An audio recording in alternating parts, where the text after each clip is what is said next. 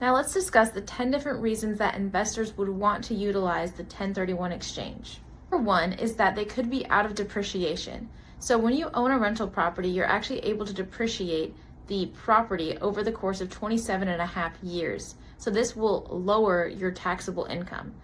In the event that you've owned this property for almost the 27 and a half years, your taxable depreciated amount is actually going to go away after the 27 and a half years because you will have fully depreciated that property. What doing the 1031 exchange does is allows you to buy another property and reset that depreciation timeline. So some investors might actually have bought in areas that now have an increased price in their overall cost. This could be due to increase in HOA, could be due to increase in fire insurance or a lack of fire insurance. I've experienced this personally. I have a property up in the mountains and have to get a special insurance for a fire because it is so few and far in between that they're letting us have those. But there's just many different reasons why this current property that might have been a really good buy in the past is actually not currently the best option. And instead of selling and then having to pay the capital gains tax on that sale, if you exchange it for a better property that's now in a more promising area or has a better return on investment, this is going to allow you to do so without experiencing any drawback from getting taxed heavily for your gains. The third reason that an investor might want to consider a 1031 exchange is if they're kind of just tired of having to actively manage their property. So we all know that property management is not always the most fun, not always the most easy. And so especially as people are reaching that retirement age, they kind of just want to just sit back and let their gains that they had from all of the years of hard work do the work for them. So when you 1031 exchange, you can actually utilize that money into a trust rather than another property that you have to manage. So one example of that is the Delaware Statutory Trust, which includes hands-off fractional ownership of properties. The other one is a tenants in common, which is a lease with minimal management. So this allows people to keep the gains of their property without getting heavily taxed and put it to an investment that's a little more passive for them, especially as they reach that older age. Number 4 is to increase their cash on cash return.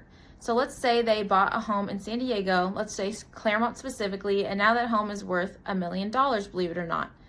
The rent that they're getting on that $1 million is not as much in comparison to, let's say, some areas on the East Coast or another different area in the Midwest. There's areas where your cash can get a lot more return on a monthly basis when you're renting out a property. So an investor might want a 1031 exchange into one or multiple properties in a different area that's going to increase their cash on cash return. They'll make their equity work harder for them. Number 5 is kind of a bummer of a reason, but if somebody's getting a divorce, they can actually use a 1031 exchange to help minimize their taxable amount when they end up selling the home. So they can split the home 50-50, and the proceeds one entity can use to buy whatever they feel like buying to do the 1031 exchange, and the other entity can do the same as well.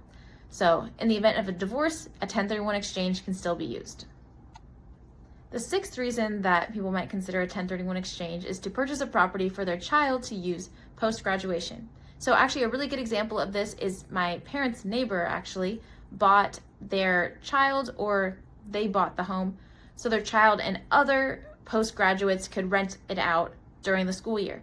So it's now actually a full-time rental because their child has since graduated from the college, but they were able to get into this property, rent it out to somebody who they knew would take care of it, and then ultimately the child could inherit that home in using a step-up basis. So it's a really good option for people who want to help their child out and then also make a little income on the side as well. The 7th reason that people use a 1031 exchange could be to either consolidate or diversify their portfolio. So let's say you have a single $1 million property, or you have $1 million in equity in one property and you want to diversify it. You would sell it, 1031 exchange it, and you could buy, let's say, 10 properties in the Midwest. Or in another example, let's say you have 2 condos, you could sell both of them using a 1031 exchange and buy a single, let's say, duplex to make it easier for yourself. So either way, you can either consolidate or diversify your assets using the 1031 exchange. Reason number 8 that people consider using a 1031 exchange is to purchase out-of-state properties.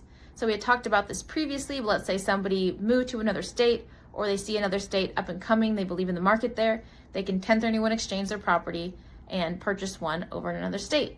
Note that this does include all 50 states, but not Puerto Rico, but it does include the U.S. Virgin Islands. So just to throw some ideas out there, if anyone wants to 1031 exchange to the U.S. Virgin Islands, I would be very interested in hearing about that.